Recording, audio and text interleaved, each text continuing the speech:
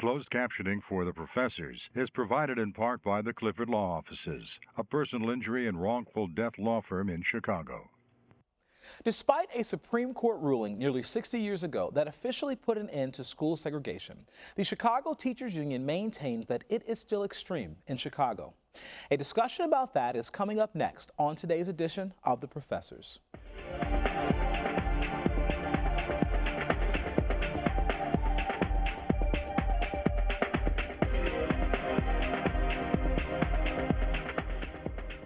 Joining us to talk about school segregation are Pavlin Jankoff, author and researcher at the Chicago Teachers Union, David Stovall, professor at the University of Illinois, Chicago, and Siem Winters-Palacio of Malcolm X College. Welcome, everyone. Okay. Thanks for having us. So this is a conversation that I actually have been waiting to have for a long time. I'm very interested in this topic. Chicago, as many people know, and we all know this, and we'll talk about this in a moment, but Chicago, many people believe, is the most segregated city in America. As a consequence, our schools are very segregated. So 69% of Chicago public school students go to schools that are 90% one ethnicity, well, Chicago public school African American students. So I know many of you do research in this area. Let's talk about how bad is the problem. Let's start with you. Well, the problem has actually gotten worse in recent years. And a lot of the movement towards desegregation really didn't occur until the civil rights movement propelled a lot of court decisions and a lot of actual political actions that moved the school systems and actually ended up creating a little bit of desegregation. But what's happened in the past 10 years is that a lot of the corporate reform policies have actually undermined the positive developments in desegregation. And now we have a system where, as you said, 69% of black students in CPS are in schools that are over 90% African American. Sure. And another corollary to that is that actually today, over 50% of black students are in schools where not only are the students over 90% black, but 90% are eligible for free reduced lunch. Okay. And that's up from 1989 when 32% were in those kinds of schools. So it's not just segregation by race, segregation by race and class is increased. Okay, so I know, Siem, I know you are very passionate about the class issue, but I want to hold off on that because I want to talk to you very briefly about your work, your research around this notion of segregation in Chicago, what contributes to it, et cetera. And then I do want to hop into the class conversation. I think it's going to be a very important part of it. But why don't you tell us a little about what you do around this area? I think there's really three things that need to be paid attention to. And one of your guests a few weeks, months back, Pauline Littman actually teamed up with the Kenwood Oakland Community Organization to talk about disinvestment, destabilization, and disenfranchisement as these kind of 3Ds of corporate school reform. But when we look at cities, I think it's important to pay attention to a couple of more things. So when we pay attention to hyper-segregation in a place like Chicago, so if we look at the Black Belt in the 30s and 40s, my parents grew up in Ida B. Wells. At that time, early 40s, 80% of all black people in the city lived in an area of less than 8 square miles. So in the 50s, when there started to be some venturing out of those spaces, Lorraine Hansberry's writing about Raising in the Sun. Her father actually had a Supreme Court case that actually gets folks access to some parts of the city. But in actual fact, that actual desegregation was never really enforced by and large. Sure. So this thing around looking at desegregation gradually, there's this remnant since the 20s that we're seeing now. You know, it's interesting you say that because I was just watching this documentary about that play, Raising the Sun, and how there have been two sort of spin-offs of the play that were written recently. I don't know if you're familiar with the work. But to look at the issues, sort of the plays went off of, okay, what happens now 30 years later, and the issues are the same. They really, really are. Gentrification issues. So we really have not come extremely far. Siem, you are extremely passionate about the notion of class in this area. Why do you think class is such an important part of the conversation of segregation? I think it's important because you know, when we talk about race, I think one of the greatest contributions, I think, of Cornel West was to talk about how race matters, and then he followed up with how class matters. And even though that there is a race issue, even embedded within that race issue, there is a class issue. And what it does is it is completely widening the gap between the wealthy and the non-wealthy. Now, and that happens in our Latino communities where, okay, so now even though there may be a homogenous group, there's still a class issue. It happens with black folks. There is still a class issue. And then what it does to me, it further marginalizes the whole underpinning of how education is supposed to be one of the pillars of true democracy. Okay. So it's almost as if that we're defeating ourselves. Okay. But what about the people who argue, just for the sake of argument, let's just say someone here was sitting at the table, and they would say, yeah, but people vote with their feet. And segregation happens because people want to live in communities where people are like them economically, culturally, socially. What's wrong with that? I don't think there's anything wrong with that per se. I don't. But I think what happens is there's a responsibility that has to come from the municipality in order to ensure that even if a group chooses to live together, you know, so I live in a black working class community. When I moved to Chicago, that's where we sought, that's where we wanted to be. But we still have to ensure, the municipality has to ensure that regardless of whether I am living in a low income community or I am living in the best parts of Beverly in the integrated community, or if I'm living in Hyde Park, there should be a consistency, a high standard consistency of services, and one of them being education. So basically, you're arguing at a certain level, separate but equal is partially okay if the equality actually happens at some level. No, what I'm saying is that people are going to be people. They're going to choose what they want to choose. Sure. I mean, think about it. When we were in college and we were freshmen, did we immediately go and sit at the table with the other white kids? No. I mean, everybody had what was called like the black corner. Actually, and the I have to Chinese disagree corner. with you, Sia. But some students did until they had developed a level of comfort, and that comes with their own personal knowledge. Sure. So I'm not talking about the sociology. I'm not here to argue the sociology part of it. But what I'm saying is that when it comes to the municipal government's responsibilities of ensuring that there is decent and fair, equitable services across, that's what it should be. So you're arguing that segregation does happen, but that the government ought to support equality across the board. You're It going to say shouldn't yes. exacerbate it. Okay. I was going to say that the notion that the segregation we have today, and not just Chicago and everywhere else, is an artifact of just choice is totally wrong. Okay. Because what you had is systematic laws and restrictive covenants that basically design a segregated Like Chicago's city. history of redlining. Right. And the school system also isn't just an artifact of these other policies. The school system has had these policies that was consistent with that underlying segregation. So you can look at the Willis wagons, where you had overcrowded black schools, but they were unwilling to allow those students to go into the white neighborhoods along where they bordered.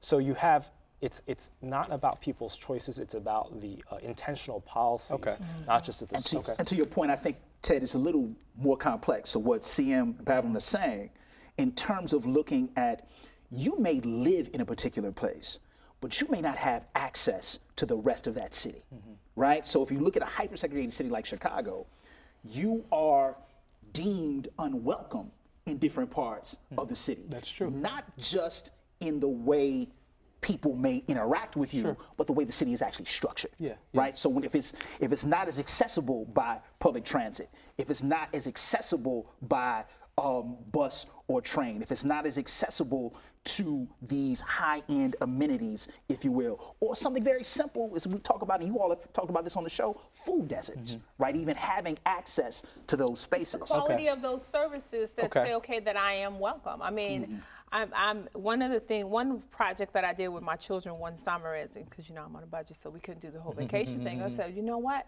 We're going to hit as many public parks in Chicago. We're just going to hit it. We're just going to find a park and we're just going to go there. Because I'm like, we're Chicago, so I should be able to go to any park. And my children even noticed the differences in the parks. And to me, that I was like, oh, see, now that's a shame, because the experience that my kids had at the park, at the lakefront, should be the same experience that they have at the park around the corner. And it goes to the same with the public schools. I remember having, I try not to romanticize what it was like growing up, but I don't remember my parents going through all of this looking for a public school, can't go to the one around the corner. Sure. Okay, let's get in a lottery. I'm like, this is ridiculous. Let's talk about public schools again for a second on this. You know, what I find to be interesting about this question as well is the fact that though people of European descent, and I'm just to say this for the record, I don't use the terms black and white very often. I don't like them. I think the term black is pejorative in many ways, and that's a whole other conversation, a whole other show. But children of European descent, you could say, though they represent less than 13% of the kids in CPS, they are overrepresented in the selective enrollment in the high achieving schools. So to your point, CM, initially, that if there was even a level of equality in the segregation, I could live with it, because there are people that have argued, and this is a very important argument as well, that economic segregation, specifically for the African American community, was not a bad thing. And that integration for the African American community has really pulled the lifeline economically out of the community. And I understand that argument because of the fact that if your money does not stay in your community, then there's no building of that community. So on that level, I understand it. However, once again, when you look at education, what children are getting is not equal, and that's the real issue. And the explanation you had about the black-owned businesses is actually very similar to schools, because what happened is back in the day you had schools in black communities that were primarily staffed with teachers who were also African American, and you also had some level of autonomy that was won in the 1980s. But what's happened now is actually you still have segregated schools, but increasingly students are in schools where the community doesn't have a voice, and that there are very few, if any, African American educators in front of these students. Yeah. So I think that's one of the issues of integration. How do you preserve autonomy, as well as making sure that you're not just trying to get into the mainstream society without making sure that there's some level of culture there that's preserved. To your point about teachers and faculty, I've read that in recent years, a number of schools that were less than 10% minority faculty, or African American faculty specifically, that number of schools tripled. Yeah. And so what you're seeing, and that's a very scary phenomenon also, especially when it comes to males who do not get the opportunity to see anyone that looks like them in front of them. What does that do with their perception of education? Does it make them feel like education is accessible for them, or does it make them feel like education is something that they can't relate to? It's not for them. Right. But I think that raises a good point, because then it starts getting into the conversation of whether or not you think it's intentional, or if you think it's the added value to the process where someone else is benefiting from this melee. So I know that when we returned to Chicago and we were seeking out schools, I'm a mother of 3 boys, and I'm a very intentional, invasive parent. And when we looked at the public schools, we did ask, okay, so how many male teachers do you have? Not even just black male teachers, just how many male teachers do you have? Because I've got 3 boys, and there's a conversation and a relationship and a level of respect and discipline that can come from a male adult talking to a male boy, And so we decided that until we could find a public school that we were comfortable with, that could give us those satisfactions, we put them in a private school. And we put them in a private school that intentionally had a lot of black male teachers. Well, they had a lot of black and Latino male teachers. It was Muhammad University of Islam. You know what's interesting And it about was the that? best, I think it was the best choice that we made, because I really think it changed my children's perspective, my boys' perspective about education and studies and what's serious and what's not serious, and themselves in general. It helped to shape them in a way. But to the point of that, it's interesting, is I thought about this recently. I realized I went through most of my school, elementary school, high school, undergrad, grad school. I can count on one finger the number of African American male teachers that I had, right? I had one college professor at Indiana University. That was it, all those years, right?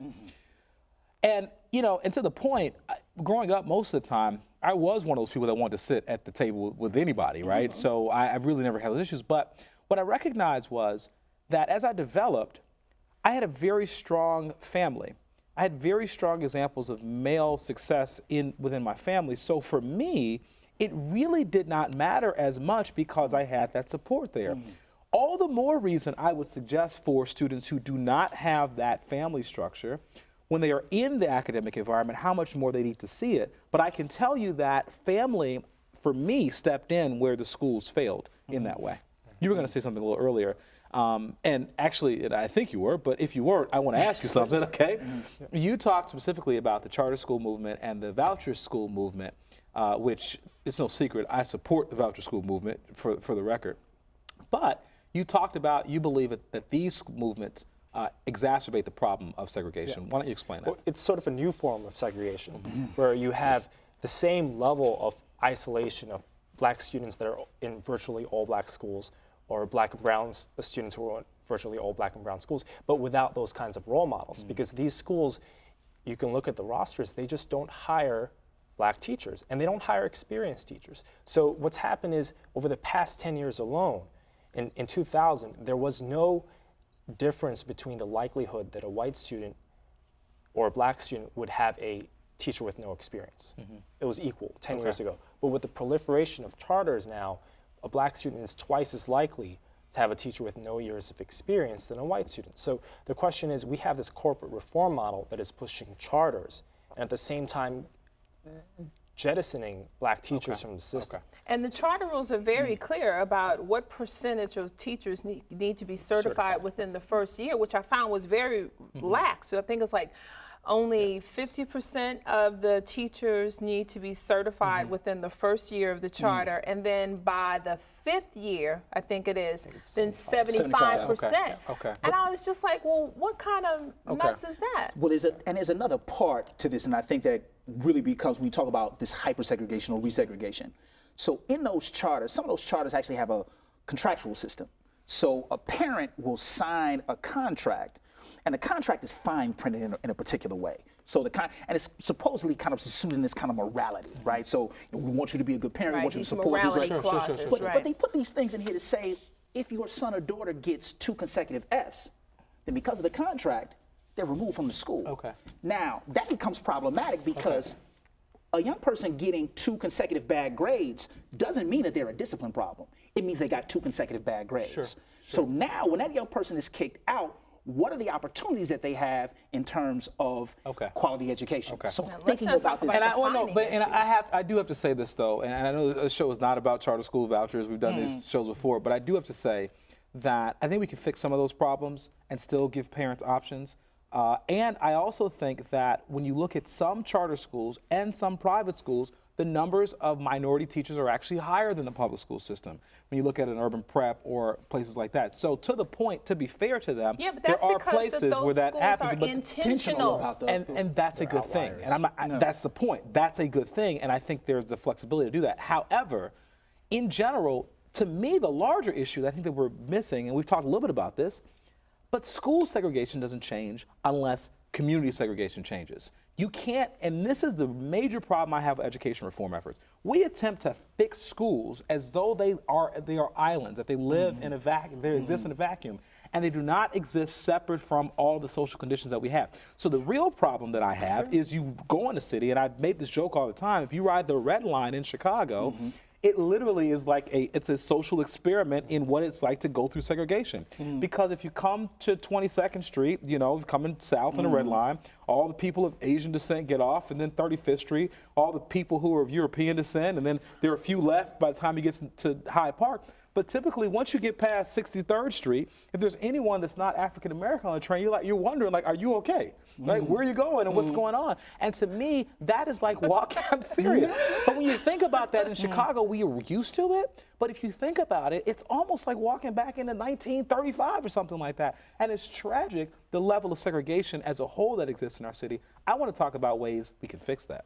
Right. Well, I think one of the ways is really kind of thinking about this historically, right? So I had an advisor in graduate school by the name of Bill Trent, came out of North Carolina. He would always say this thing. He would say, when we think about segregation, we always think about the South. When we think about segregation in cities, it's not that segregation in the 40s and 50s was better, but it was different. Okay. Right? So there was a different set of social conditions. There was a different set of communities. There was this cohesion. But now when we talk about solutions, what does it mean for folks on the far west and far south sides of the city to have access to the same amenities that are awarded to young folks in schools across the city. So there's this distribution problem. Yeah. And when we don't look at that distribution problem, I think we get more of the same. Now the question becomes, when we look at those young folks and those families who get more of the same, now they look a particular way, right? So there's now this intention that we have to pay attention to, that central office is now withdrawing resources from the folks who Now are the most historically Now, that's isolated. a very good point. I mean, I think that's what we have to look at in Chicago, especially in Chicago. Yes, because you can't talk about this without talking about school closings and those sorts of things. And the urban renewal. I mean, we are on a fast train for urban renewal, and urban renewal is having this decode of gentrification is coming. Yeah. But I mean, when you talk about how do we solve the problem, I still believe people will self-select and they can live where they want to live, plain and simple. All right. But when we talk about what are supposed to be those level of services that are supposed to be equal for all, that is the municipality's responsibility. Equitable. Equitable. And so if we talk about how do we change that problem, then is it, correct me if I'm wrong, is it then too invasive to say, look, regardless of what your school, where your school is located, it needs to have a diverse student. It needs to have a diverse faculty population. I mean, you understand what I'm saying? I don't want to get into the whole quotas and the affirmative action, but because you want to say, okay, regardless, because we can go to any school we want to go to. So if my child ends up in Disney, are they going to still see the same type of variation of teachers as if they were to go to the neighborhood school around the corner? Whose responsibility is that? See, I think, CM, I don't know if we get there by that. When you mentioned gentrification, what I thought about was, and we mentioned this before the show, if the benefits of gentrified communities can be shared by the people that live there, i.e. they can have access to the housing and the new stores. Hey, I'm all for gentrification in that situation. One thing CHA was doing a while ago was they were doing this mixed income community thing where they were 30% public housing, 30% private market, 30% people who are subsidized. I know that didn't happen. Right. It didn't happen. I applied for it. I couldn't afford it. Well, but the point was, to your point, self-segregation happened.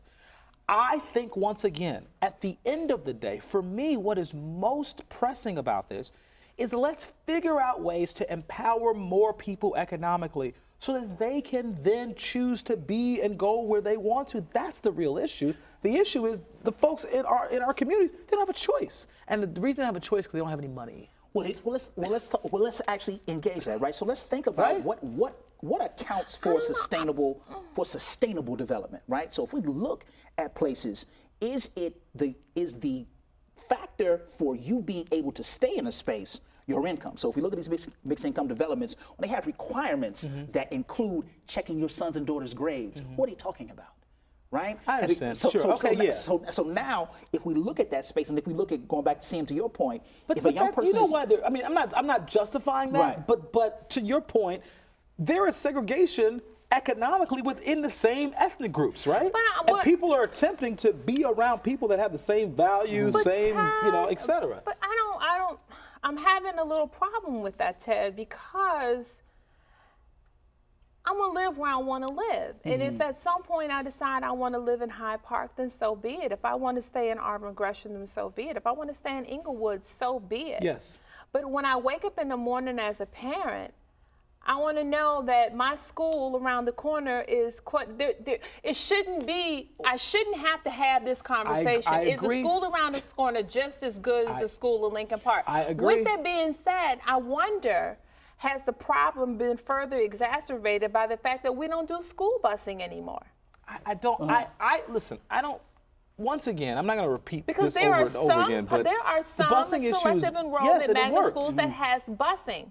And because of that busing initiative, those schools are not segregated. Busing helped. It did help. But there's a thing with busing, right? Because remember the end of busing, right? What happened to the young folks who were left behind? right? What happened to the young folks who were not bused? Yeah. That's what I'm saying. Right, so What I'm that's- saying yeah, is that how come the standard will cross the line? Maybe one of the remedies is it's a walk and chew bubble gum type of remedy conversation, but one of them maybe should be looking back at the whole busing scenario. Okay. I want to 'Cause give you're you right. a moment. We don't have much time. I want to give you a It second has on to be a this. two-pronged strategy. I mean, in the consent decree, they had made sure that the schools that were not going to be integrated were going to get additional resources. So now what we've had is not only a rollback of integration efforts, but complete disinvestment in the neighborhood schools. So, these schools are being doubly crippled. And I think That's a good point, too, it's yeah. really important, and there is a role for the municipal government. I mean, that's why we had a push for affordable housing outside of the Black Belt, and that was met with such stiff resistance. It was. Right, from the corporate and political class. So there is a role, and it can work, but it has to be a two-pronged strategy. Yeah. Right? And I think we have to hit the economic question, but unfortunately we're out of time here. But I just want to say in closing, this has been a very good conversation. It's a very important conversation, and I hope it's one that we have more, because if our kids, we have generations of kids who are growing up without any exposure to anyone else that doesn't look like them. And I think it's crippling them. And so I applaud you all in the work that you're doing. I hope that we will continue this as well. Thank you, guys. That's our show for today. The conversation continues online at WYCC.org. See you next time on The Professors.